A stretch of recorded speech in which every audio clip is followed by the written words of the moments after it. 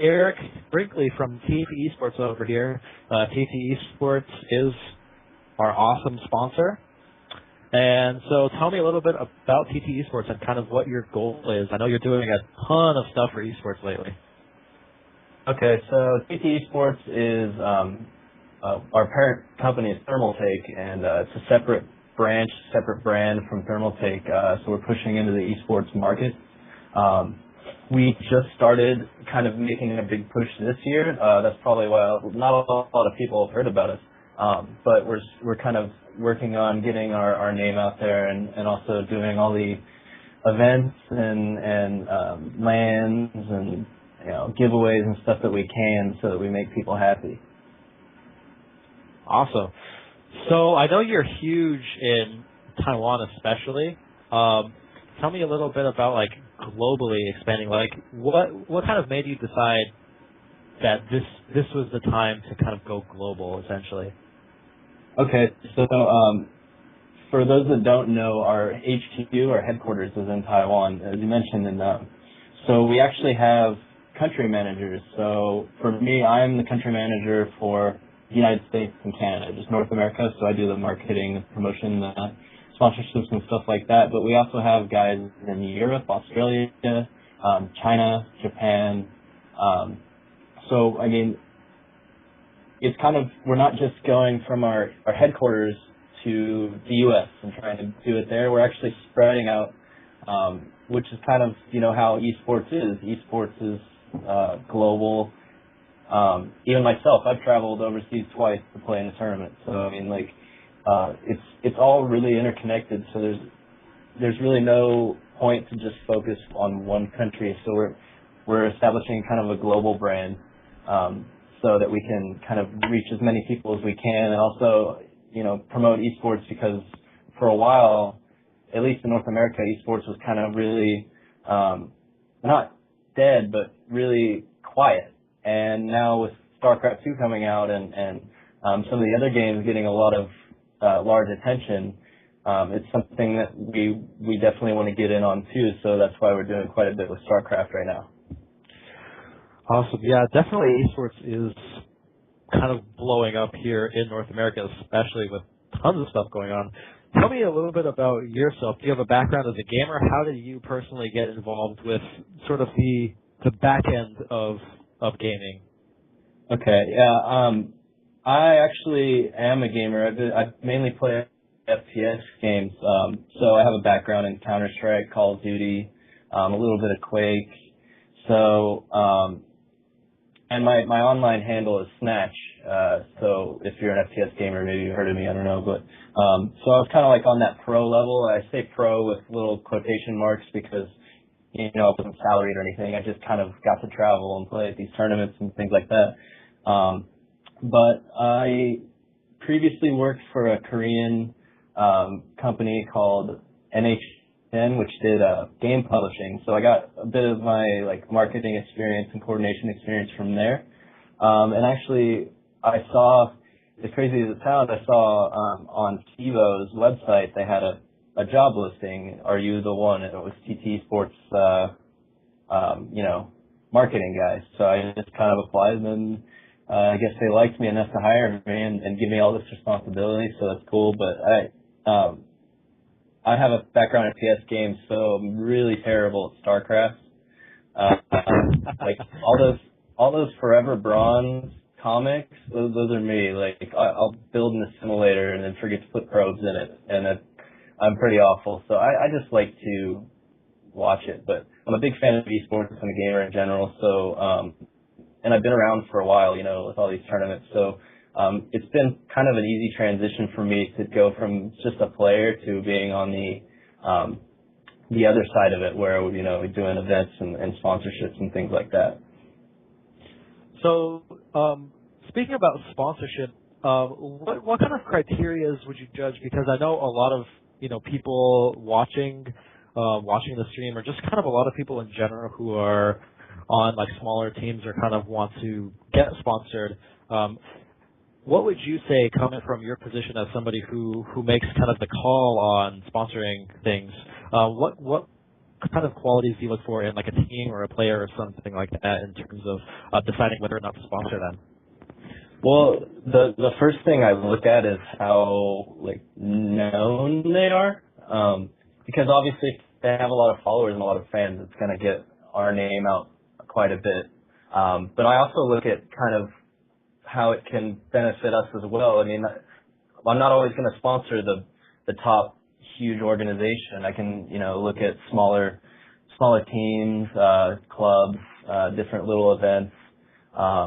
So it's mainly just kind of how much exposure we can get from it, but also what kind of message we're sending. So right now we actually have a Counter-Strike team that's not, in the top upper echelon, but we sponsor them because we think it's going to send, a good message that even if you're not a pro, we'll give you an opportunity to kind of build yourself up, and will be the backbone and the support that you need in order to get to that top level. And then there's obviously, the big organizations that have all the fans and things like that we look at. But mainly it's, just if you can make TT sports look good and, you're really passionate about developing yourself individually or as an organization, then it's something that we always take very seriously and look into. Very cool. So if you had to guess in, 3, 4, 5 years or something, where would you see TT esports?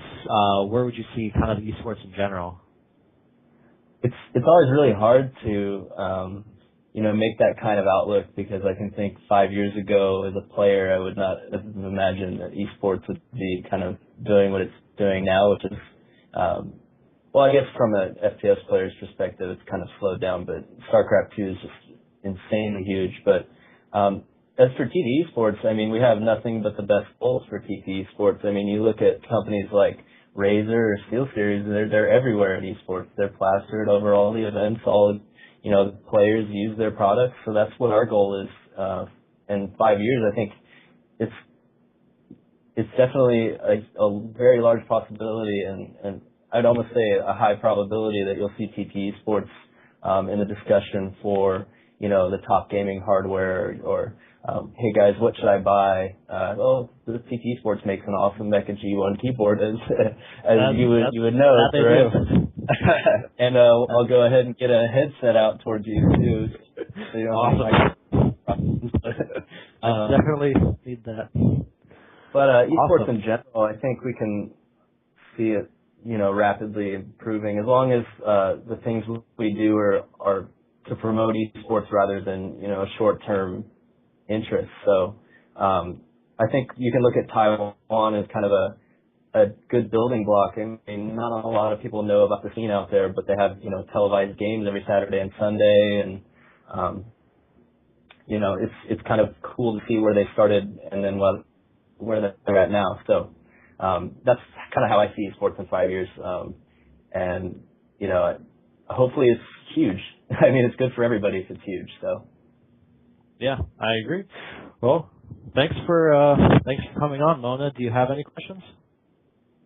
No, I'm good. Do you have any shout-outs, actually? We ask this question to everyone. Big shout-out to all the fans of TT Sports and also all the fans of the CSL. The one main shout-out I want to do is if you want to go to our Facebook page and like our page, that would be awesome. It's facebook.com/TTesports. And also check out our website, ttesports.com, if you're interested in our products, or even just talking with us, because I like talking to people. So just check it out, and then hopefully we can do something for you. Awesome, man. Thanks for coming on, and thanks again for sponsoring the CSL. I know that we're pretty excited about growing and getting bigger and providing really cool stuff to teams and players that participate in our league, and you're basically the organization that's helping make that happen. So huge thanks. Thanks a lot, guys. I really appreciate it. All right, cool. Alright, so we're actually going to be moving to the second trivia question of the night. Wait, this is the first question. By the way, the answer was McMaster, and that went to Lake Calf. This is the second question. What are the rankings of the teams from first to last? Okay, this is the question. Here is the scenario. Give me 1 second. This is a true story, and you probably want to get pen and paper or pencil and paper for this. Alright, everyone ready? This will be for an avatar prize. So, teams A, B, C, and D are all 14-3 in their CSL matches. Team A has 45 set wins and 16 set losses. Team B is 44-14. Team C is 46-16, and D is 45-16. In their head-to-head encounters, A beat C but lost to B and D. C beat D, and B lost to both C and D. According to the CSL tiebreak rules, what are the rankings of the teams from first to last, and explain why? Now that is a super confusing scenario which actually happens, so our admins, this is what our admins go through every day. You're gonna have to repeat that. I know, we'll probably have to repeat this for the viewers. Actually, we're gonna copy paste it into the chat. Yeah, we'll have that put in the chat for you guys. So you guys can puzzle over that as we move on to the next interview. We're actually interviewing Master Asia. This is not a live interview. He wasn't able to make it today, but he did get a chance to give us an interview. So, Duran, what do you think of Master Asia? Can you explain a little bit about him? Okay, well, Master Asia and I have a little bit of a history. Especially, he's an old school CSL player, just like I'm an old school CSL player, and I always like to talk smack. If anyone has been following the CSL for a long time, they would know that basically UCSD, Waterloo, and Duke were basically the main trash talkers in the CSL, hands down. It makes things a lot funner, and I always said to myself that Master Asia is an overrated player. Even though he got A- on IC Cup, I was always like, I've watched his replays, not impressed. I know I can take him down if we ever got a chance to play. So we actually did get a chance to play in the CSL Season 2 All-Star game, and I was all pumped up for the match and everything, and then we play on Outsider, and he just all-ins me. I was really, really upset. So great. And that was the only. Well, actually, no. We have played the StarCraft 2 as well, in which he also all-in me. In the very beginning of the season, when we were testing out some of the new IC Cup maps, I remember I played him, and he all-in me. So I'm 0-2 against Master Asia. Actually, he is a really good player. Like, you may know Master Asia from the famous game. Master Asia versus TT1, that HD StarCraft casted. I think it's the most viewed StarCraft 2 game on YouTube ever. I think it has like 2 million views in total, which is insane. So if you haven't seen that, just type Master Asia versus TT1 on YouTube and it'll come up everywhere. Really great game. He actually also has an amazing accent. We're going to be hearing that in just a few moments, actually. Yeah. He's actually a really nice guy. Yeah. That's pretty much he's good and he's a nice guy, so props to Master Asia. Even though I still think he's a cheesy newbie.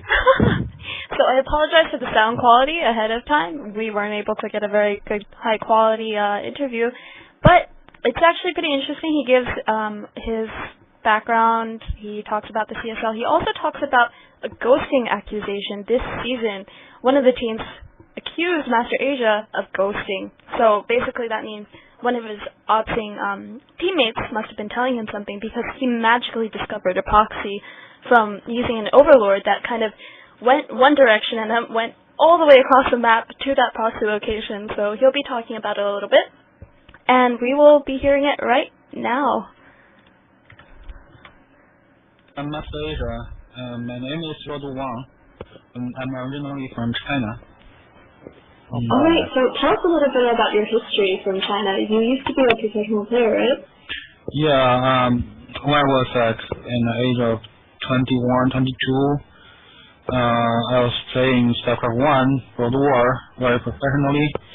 At that time, in China, there were like several professional teams, and we were sponsored by